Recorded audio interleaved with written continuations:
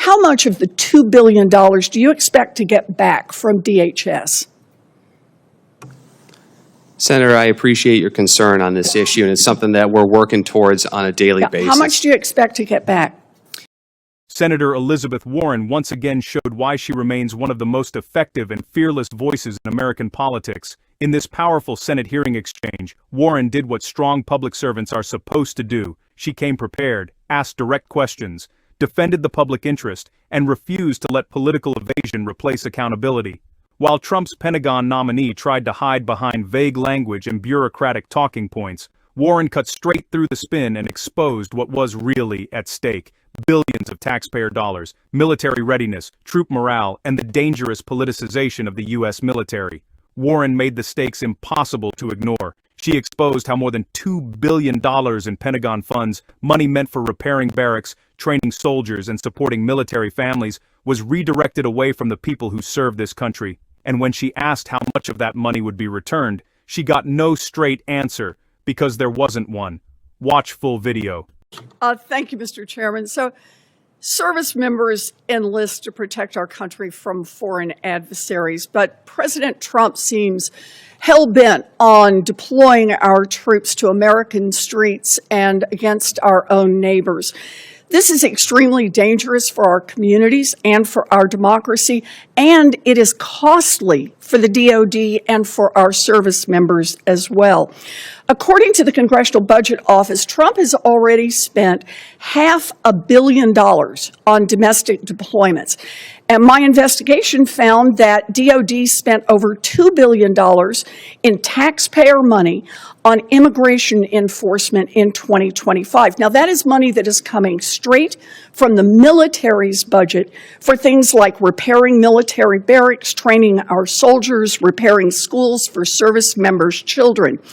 DoD took this money from our service members, even though the agency that is responsible for immigration enforcement, ICE, is swimming in a budget that is bigger than most other countries' entire military's budget. Now, Mr. Ditlevson, you're nominated to be the Assistant Secretary of Defense for Homeland Defense and America's Security Affairs, and you're serving as a deputy in that office right now. How much of the $2 billion do you expect to get back from DHS? Senator, I appreciate your concern on this issue, and it's something that we're working towards on a daily basis. How much do you expect to get back? At the beginning of this fiscal year, FY26, the Secretary worked out a policy, issued a policy saying that all support was on a reimbursable basis, and on a day-to-day basis, Senator, that's what we prepare up to the Secretary for decision. So you expect to get it all back? Senator, everything is on a reimbursable basis, so we expect to chase that down, Well, but we... I have to question your everything. DOD and DHS have no reimbursement agreement in place for FY 2025. So it appears that DOD won't get back the billions of dollars it handed over to ICE that year. Money meant to fix barracks with sewage overflows is just gone. Now, in December, when asked about domestic deployments, you told this committee, quote, "I can say without a shadow of a doubt, this is not having a negative effect on the military's readiness or budget."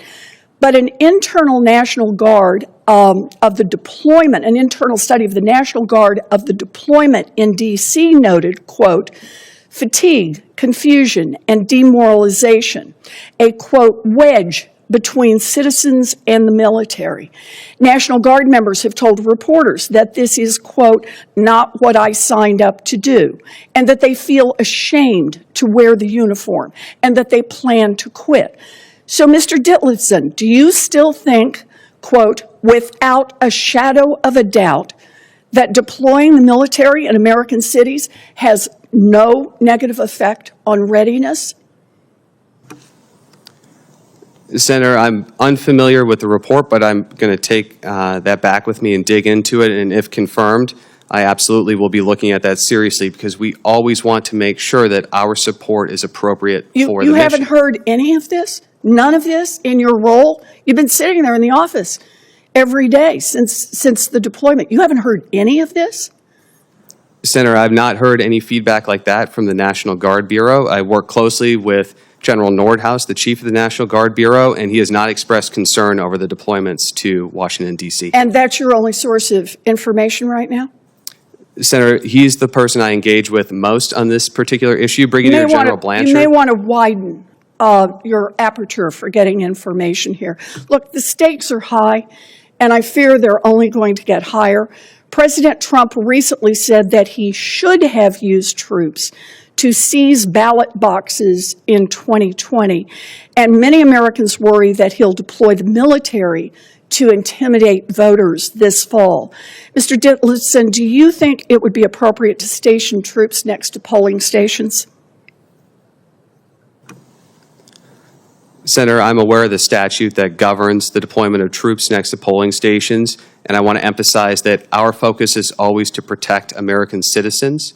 And so for any deployment of the National Guard, no matter what that may be, that is always going to be our number one objective, is to make sure that people are safe and secure. So you are nominated for this position. I'm just asking, do you think it would be appropriate to station troops next to polling stations? A simple yes or no? Senator, it's speculative, the question, and I don't want to speak about what threat levels may exist during an election cycle. I have to say, if you're not willing just to say no, it is not appropriate, then I have real concerns about you in this job. Thank you, Mr. Chairman. In the end, Elizabeth Warren did far more than question a nominee. She demonstrated exactly what principled, effective leadership looks like in a moment of real consequence. She did not come to the hearing to score political points or deliver empty sound bites. She came to do the job the American people sent her there to do: demand accountability, defend democratic norms, protect taxpayer dollars, and stand up for the service members and military families too often asked to bear the cost of reckless political decisions. What made Warren's performance so powerful was not just that she asked tough questions. It was that she refused to let those questions be buried under vague answers, bureaucratic deflection, or carefully rehearsed talking points. She stayed focused on the facts, pressed when the answers fell apart, and made sure the real consequences of these decisions were impossible to ignore. She made clear that this was not simply a dispute over policy or process. This was about whether military resources are being misused, whether service members are being asked to carry out missions they never signed up for, and whether the institutions meant to protect American democracy are being bent toward political ends. Warren understood what was truly at stake and forced the hearing to confront it. She exposed how billions of dollars intended for military readiness and military families were redirected away from their intended purpose. She highlighted the real-world cost of those decisions, not in abstract budget language, but in broken barracks, neglected schools, strained troop morale, and weakened readiness. She reminded the country that behind every budget decision are real people, soldiers, families, children, and communities who pay the price when political leaders treat military resources like a tool for domestic power projection. Just as importantly, Warren brought moral clarity to a conversation where others were content to hide behind technicalities. She understood that some questions demand more than procedural answers, they demand principle.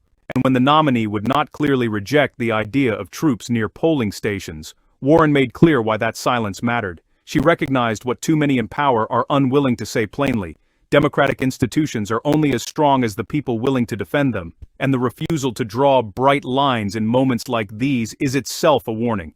Do you think the questions asked by Elizabeth Warren were answered properly? Leave a comment below.